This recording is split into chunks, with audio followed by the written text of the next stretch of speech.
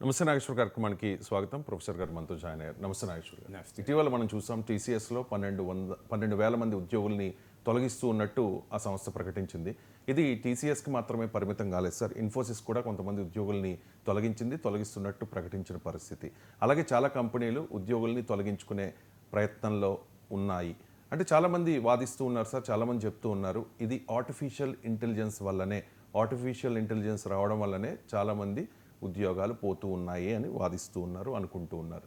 ఈ వాదనలో వాస్తవం ఎంత సార్? ఏఐ వల్ల ఉద్యోగాలు పోతూ ఉన్నాయా?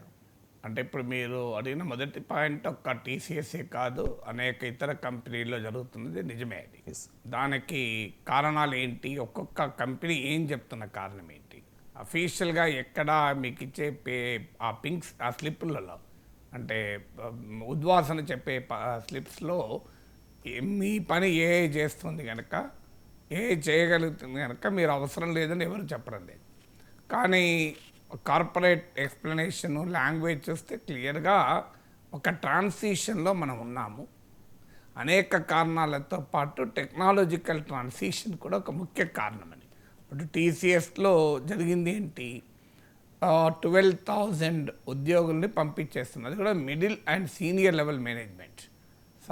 ఈ సాధారణంగా ఎకనామిక్ రిసెషను, ఆర్థిక తిరోగమన పరిస్థితులు ఏర్పడి మార్కెట్ బాగా లేనప్పుడు క్యాంపస్ హైరింగ్, ఫ్రెష్ హైరింగ్ తగ్గుతుంది. ఇప్పుడు కానీ మిడిల్ అండ్ సీనియర్ లెవెల్ మేనేజ్మెంట్లో తగ్గిస్తున్నారు. ఇది టీసీఎస్ గ్లోబల్ వర్క్ ఫోర్స్లో 2%. ఇండియాలో టీసీఎస్ టాటా కన్సల్టెన్సీ సర్వీసెస్ ఇది లార్జెస్ట్ ఐటీ కంపెనీ. సో ఇందులో 2% తీసేస్తున్నారు. వాళ్ళు అఫీషియల్గా చెప్పేదేమో మేము టీసీఎస్లో ఈ రీడిప్లాయ్మెంట్, రీస్ట్రక్చరింగ్ చేస్తున్నాము, స్కిల్స్ మిస్ మ్యాచ్ ఉంది, అంటే మాకు మారుతున్న టెక్నాలజీస్కి అనుగుణంగా మారుతున్న కొత్త మార్కెట్లు, we're investing in new markets, investing in new technologies, దీనికి అనుగుణమైన స్కిల్స్ లేనప్పుడు ఆ స్కిల్స్ మిస్ మ్యాచ్ వల్ల ఉద్యోగులు తొలగించాల్సి వస్తుంది. మేము తొలగిస్తున్నది ఉద్యోగులనే తప్ప ఉద్యోగాలను కాదు. We're not displacing employment but we're displacing employees అంటున్నారు. రెండింటి మధ్య తేడా ఉంది. ఉద్యోగాలను తొలగించడం లేదు, అంటే ఉద్యోగులను తొలగిస్తున్నాం, కారణం స్కిల్స్ మిస్ మ్యాచ్ వల్ల అని. కానీ మీడియాలో వస్తున్న కథనాల ప్రకారం టీసీఎస్ఏ పెద్ద ఎత్తున ఆర్టిఫిషియల్ ఇంటెలిజెన్స్ను తన ఉన్న ఉద్యోగులకు రీట్రైనింగ్ చేసి రీస్కిలింగ్ చేసే యాక్టివిటీ మొదలుపెట్టింది. ఒక టీసీఎస్ఏ కాదు, అన్ని కంపెనీలు కూడా అనివార్యంగా ఇప్పుడు ఏఐలో ఇన్వెస్ట్ చేస్తున్నాయి. ఏఐలో ట్రైన్ చేస్తున్నది మ్యాన్ ఫోర్స్ను. ఫాస్ట్గా అడాప్ట్ చేసుకున్న వారు ఆ ల్యాడర్లో ముందుకెళ్తున్నారు. ఫాస్ట్గా అడాప్ట్ చేసుకోలేని వారు ఉద్యోగాలు కోల్పోతున్నారు. నా పర్సనల్ ఎక్స్పీరియన్సే చెప్తాను. My son is in Google. వాడు గూగుల్లో సైబర్ సెక్యూరిటీ, క్లౌడ్ కంప్యూటింగ్లో ఉండేవాడు, అందులో మేనేజర్ స్థాయిలో ఉన్నాడు. సో ఈ ఏఐ రెవల్యూషన్ వచ్చాక గూగుల్ పెద్ద ఎత్తున ఏఐలో ఇన్వెస్ట్ చేసింది. వాడు టాప్ పర్ఫార్మింగ్ వర్క్ ఫోర్స్లో ఉన్నాడు, టాప్ 10% పర్ఫార్మింగ్ వర్క్ ఫోర్స్లో ఉన్నాడు. ఈ wanted to move to artificial intelligence. ఒక 2 years క్రితం, అంటే ఏఐ గురించి అప్పుడప్పుడే ఛాలెంజెస్, కన్సర్న్స్ వస్తున్న టైంలో decided to move to artificial intelligence. కానీ వానికి ఆల్రెడీ ఇప్పుడున్న సైబర్ సెక్యూరిటీ, క్లౌడ్ కంప్యూటింగ్ ఈ రోల్లో is paid at a higher level. సహజంగా కంపారిటివ్లీ చాలా హయ్యర్ లెవెల్లో ఉన్నాడు. కానీ ఏఐలో పోతే మళ్ళీ బిగినర్ అవుతాడు, కానీ ఏఐలో పోకపోతే ఫ్యూచర్ ఉండదు. ఈ డైలమాను ఎలా పరిష్కరించుకోవాలి? ఇప్పుడు గూగుల్లోనైనా ఏ రోల్ ఇవ్వడానికి సిద్ధపోయారు, కానీ నీవు ఆల్రెడీ సైబర్ సెక్యూరిటీ, క్లౌడ్ కంప్యూటింగ్లో నువ్వు మేనేజర్ రోల్లో ఉన్నావు, హయ్యర్ శాలరీ ఇస్తున్నావు. నువ్వు ఏఐకి వెళ్తే నీకు కొత్తది కదా, మళ్ళీ అదే శాలరీ ఎలా ఇస్తామని వాళ్ళు అన్నారు. సో ఈ హ్యాస్ అటెండెడ్ 20-30 ఇంటర్వ్యూస్ కంటిన్యూస్గా వితిన్ గూగుల్ 20-30 ఇంటర్వ్యూలు అటెండ్ అవుతూ 2 yearsలో ఈ హెస్ ప్రూవెన్ హిమ్సెల్ఫ్. ఇప్పుడు is now move to Austin as an AI specialist manager with a higher pay. అంటే ఆ పే కూడా వస్తుందా ఏఐకి మూవ్ అయితే, కొత్త టెక్నాలజీలో నేను బిగినర్ అవుతాను కదా అనుకున్న వాడికి అదనంగా ఇంకొక 10% యాడ్ చేసి he has been posted at Austin. ఈ పర్సనల్ ఎక్స్పీరియన్స్ ఎందుకు చెప్పాను అంటే ఎజిలిటీ అంటారు, లెర్నింగ్ ఎజిలిటీ ఉండాలి, ఫ్యూచర్ విజన్ ఉండాలి. అంటే మార్కెట్ ఎటువైపు పోతుంది, టెక్నాలజీ ఎటువైపు పోతుంది, తను పనిచేస్తున్న కంపెనీ ఇన్వెస్ట్మెంట్ ప్లాన్స్ ఏంటి, వీటిని స్టడీ చేశాడు వాడు. అంటే గూగుల్ ఇన్వెస్ట్మెంట్ ఏఐలో చేస్తుంది, ఎందుకంటే జెమినా ఇలాంటి ఏఐ ప్లాట్ఫామ్స్ వచ్చాయి. ఫ్యూచర్ ఏఐ వైపు మారుతోంది, మార్కెట్ ఏఐ వైపు మారుతోంది, టెక్నాలజీ ఏఐ వైపు మారుతుంది. అందువల్ల తన ఫీల్డ్ కూడా ఆ రకంగా మూవ్ చేసుకోవాలని ఒక 2 ఏళ్ల ముందు అనుకొని దానిపైన భారీగా అధ్యయనం చేసి అనేక ఇంటర్వ్యూలు అటెండ్ అయ్యి తన సాలరీ పేను ప్రొటెక్ట్ చేసుకోవడం కాదు, హయ్యర్గా వచ్చింది. వాస్తవంగా వాడు జాబ్కి ఏం ఎఫెక్ట్ కాలే, ఏ వల్ల కూడా జాబ్కి ఎఫెక్ట్ కాలే. ఎందుకంటే is among the top 10% performing work force. ఎప్పుడు కూడా ఏ ప్రమాదం కూడా వస్తే కిందికి వస్తుంది, పైకి రాదు కదా. మనం వరదలు వస్తే గ్రౌండ్ ఫ్లోర్ సబ్మెర్జ్ అవుతుంది, 5th ఫ్లోర్లో ఉంటే సబ్మెర్జ్ కాదు. సో హయ్యర్ ఫ్లోర్లో ఉన్నాడు వాడు, హయ్యర్ పర్ఫార్మింగ్ బ్రాకెట్లో ఉన్నాడు. అయినా కూడా there is no threat to his job. కానీ ఈ వాంటెడ్ దట్ ఎంటర్ప్రైజింగ్ చూపెట్టాలి. ఎందుకు ఈ ఉదాహరణ చెప్పానంటే మనం ఈ మారుతున్న ప్రపంచంలో ఉన్నాం. సో ఇప్పుడు టీసీఎస్ వాదన కూడా ఏంటంటే మేము మోర్ దెన్ 1 lakh ఉద్యోగులకు ట్రైన్ చేశాము. అందులో ఈ టెక్నాలజీ అడాప్షన్లో వెనుకబడిన వారు చాలామంది మిడిల్ మేనేజ్మెంట్ వారు వెనుకబడ్డారు. ఎందుకంటే వాళ్ళొక 15 ఏళ్ళు 20 ఏళ్ళు 10 ఏళ్ళకు పైగా ఒక జాబ్లో పనిచేస్తూ ఉంటారు. ఇక అదే జాబ్లో ఉంటారు రొటీన్గా, ఆడికెళ్ళి కదలరు మెదలరు. ఆ డాక్యుమెంటేషను, ఆ సమ్ అప్డేట్లు, ఆ మీటింగ్లు పెట్టడము, ఆ మానిటరింగు, ఆ వర్క్ షెడ్యూలింగు, వర్క్ మానిటరింగ్, వీడు పని చేసావా పని ఇక అంతకన్నా కొత్తగా ఏం చేయరు. అప్పుడు ఏమవుతుంది, నీకు కొత్త టెక్నాలజీస్ వచ్చే వరకు అది ఉండదు. అందువల్ల అల్టిమేట్గా మనం ఆ ట్రాన్సిషన్ కావాలి. ఇప్పుడు లోకల్ పాలిటిక్స్ పైన మీరు క్వశ్చన్లు అడుగుతున్నారు, ఇంటర్వ్యూలు చేస్తున్నారు, మీరే చేస్తున్నారు అనుకోండి.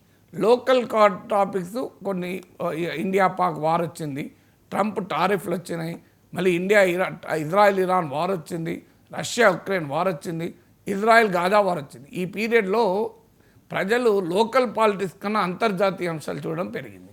అప్పుడు మీరు అడాప్ట్ కాకపోతే, ట్రాన్సిషన్ కాకపోతే రిలవెంట్ అయిపోతారు.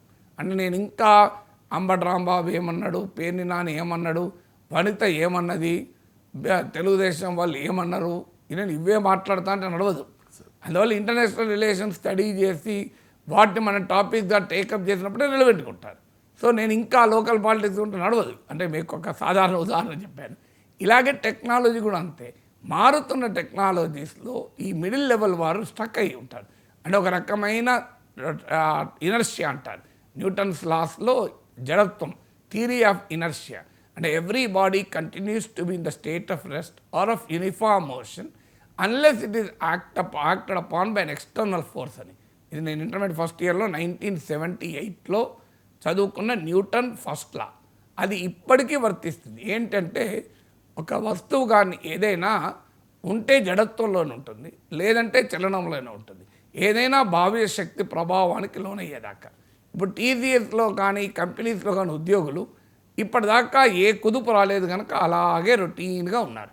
ఇప్పుడు టీసీఎస్ వాదన ఏంటంటే మేము ఈ ఆర్టిఫిషియల్ ఇంటెలిజెన్స్ అడాప్ట్ చేస్తున్నప్పుడు మా ఉన్న వర్క్ ఫోర్స్ను ఏఐతో అనుసంధానం చేసి రీస్కిల్లింగ్ చేస్తున్నప్పుడు వీరు ఆ స్కిల్స్ను అందుకోలేకపోతున్నారు, అందువల్ల మేము తీసేస్తున్నామన్నది వారి వాదన. అందుకే మేము ఉద్యోగాలను తీయడం లేదు, ఉద్యోగులను తీస్తున్నామనేది టీసీఎస్ వాదన. ఇక మీకు రెండో ఉదాహరణ చెప్తాను. ఇది ఇంటెల్, ప్రపంచంలోనే చాలా టాప్ కంపెనీస్లో ఒకటి. ఈ ఇంటెల్ కంపెనీ కూడా 25% ఆఫ్ ఇట్ వర్క్ ఫోర్స్ తీసేస్తుంది.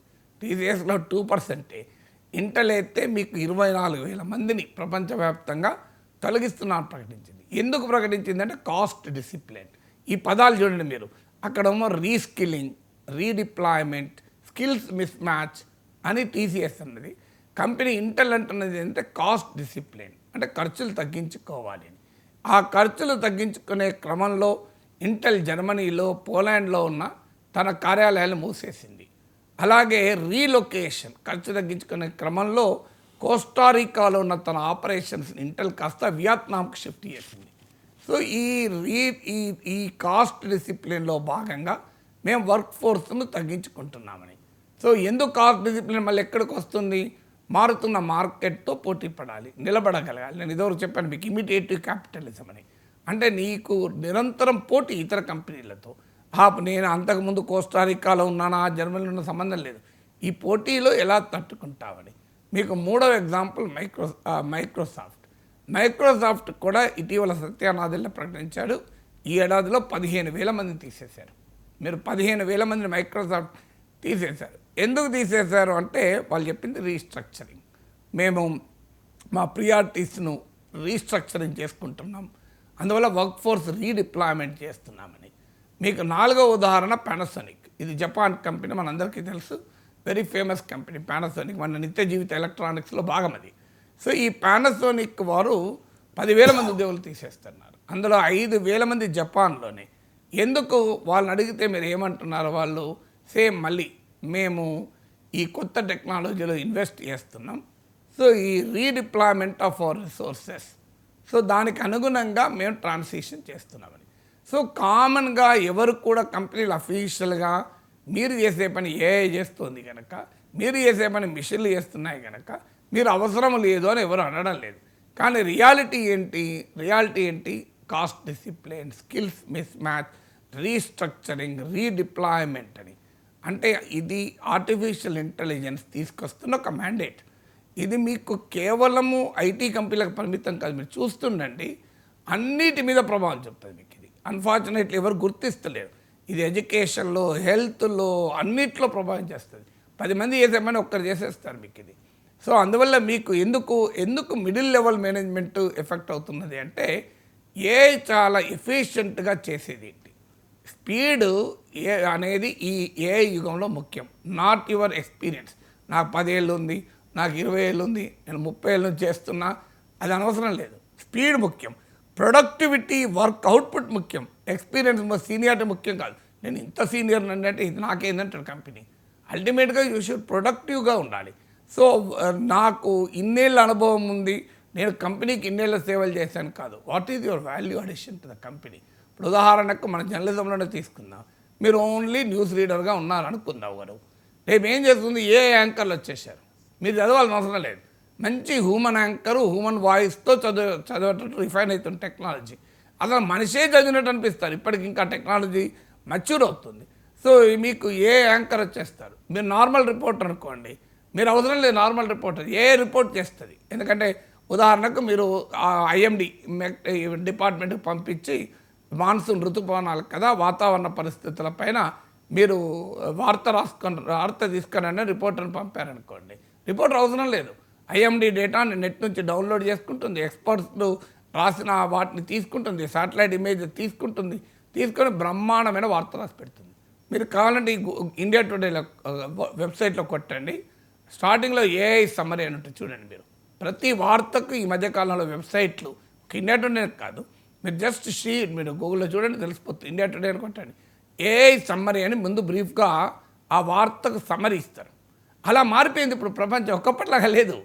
సో రేపు ఏమవుతుంది? ఆ నార్మల్ రిపోర్ట్ రాసేవాడికి వాల్యూ లేదు, నార్మల్ యాంకరేజ్ లేదు. మీరు ఏం చేయగలగాలి? మీరు ఎవరు ఏఐ చేయలేని పని చేయగలగాలి, వాల్యూ అడిషన్ చేయగలగాలి. అంటే ఈ రిపోర్టరు, ఈ యాంకర్ మాత్రమే ఈ పని చేయగలుగుతారు అనే ధోరణి రావాలి. లేదు నేను 10 ఏళ్ల నుంచి ఇట్లనే వార్తలు చదువుతున్నా, టెలిప్రాంప్టర్ ఇది ఏం కనబడితే చదువుతున్నా అంటే టెలిప్రాంప్టర్ మీరు చదువుడేందుకు మిషన్ చదువుతుంది కదా. ఆ స్టేజ్ వచ్చేది. ఇప్పుడు లేటెస్ట్గా మెటా గ్లాసెస్ వచ్చాయి, రేబాన్ మెటా గ్లాసెస్ మన ఇండియాలో కూడా అవైలబుల్ 35,000కు. నేను బుక్ ముందు పెట్టుకొని నేను చదవాల్సిన అవసరం లేదు, ఆ గ్లాసులు పెట్టుకుంటే బుక్ ఆ గ్లాసులే చదువుతుంది మొత్తం, ఈ బుక్ మొత్తం చదువుతుంది పేజ్ అంతా. మళ్ళీ ఆ పేజ్ తీసేసాక నెక్స్ట్ పేజ్ అవుతుంది గూగుల్. అంటే ఆ గ్లాసులు ఏంటి అంటే నీకు పాయింట్ ఉంటే పాయింట్ ఇంటగ్రేట్ కూడా చేసుకోవచ్చు అందులో.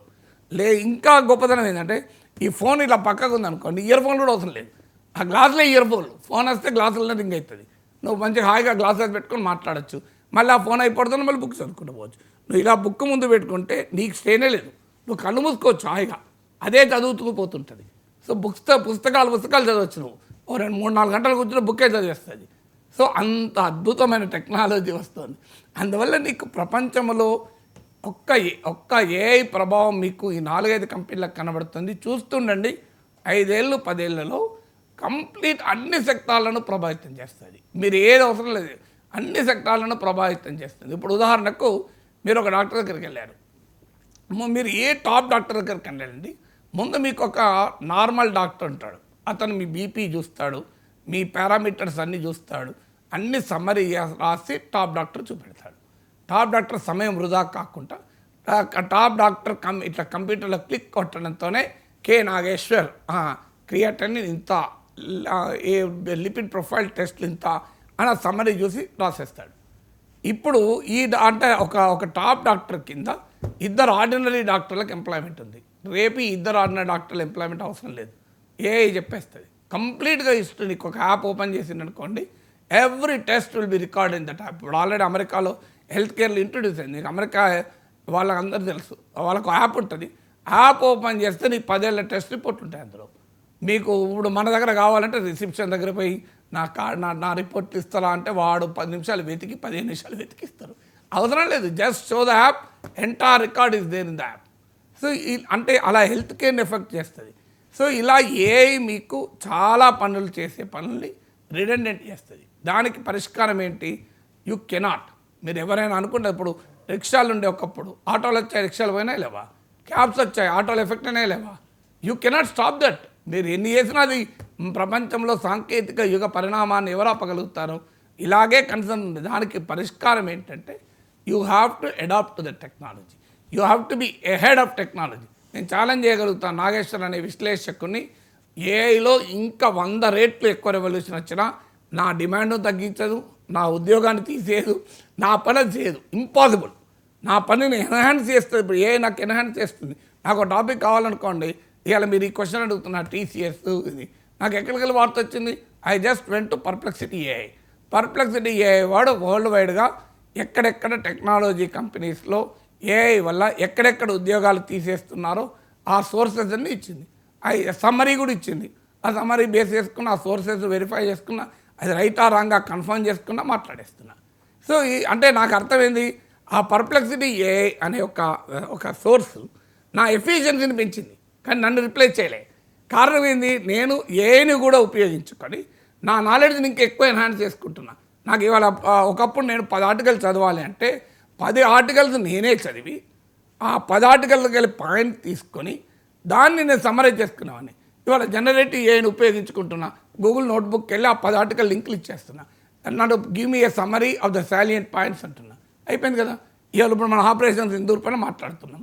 నేను ఏం చేశాను, నిన్న ఆపరేషన్ సింధూర్ పైన రాజ్నాథ్ సింగ్, జయశంకర్, నరేంద్ర మోడీ, రాహుల్ గాంధీ, ప్రియాంక గాంధీ, గౌరవ్ గగోయ్, సంబిత్ పాత్ర, ఒక 20 మంది, మల్లికార్జున్ ఖర్గే మాట్లాడారు, చిదంబరం, ఇవన్నీ చదవాలంటే ఎంత టైం పడుతుంది మీరు చెప్పండి. నేను ఏం చేశాను, జనరేటివ్ ఏఐని ఉపయోగించాను. ఆపరేషన్ సింధూర్ పైన పార్లమెంట్లో జరిగిన ఎంటైర్ డిబేట్ సమ్మరీ కావాలన్నాను. That summary has come along with the links.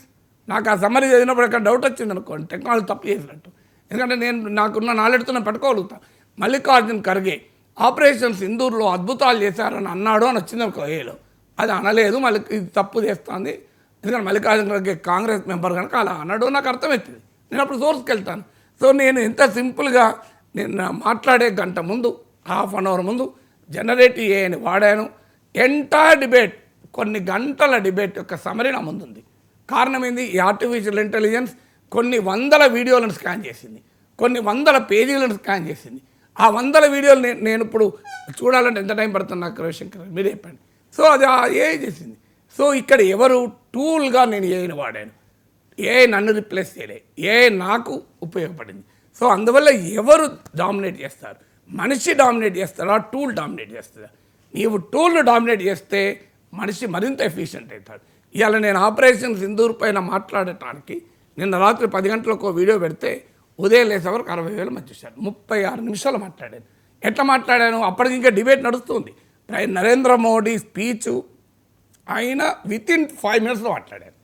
ఇదివరకు మాట్లాడాలంటే నేను ఈ స్పీచ్ అంతా వినాలి, అందరి స్పీచ్లు వినాలి. ఏం లేదు, just use generative AI, got the summary of the Modi speech, అందరి స్పీచ్లు తీసుకున్నాను, సాలియంట్ పాయింట్ తీసుకున్నాను, I can understand with my own knowledge అని మాట్లాడేశాను. సో ఇది మనిషి చేయాల్సిన పని.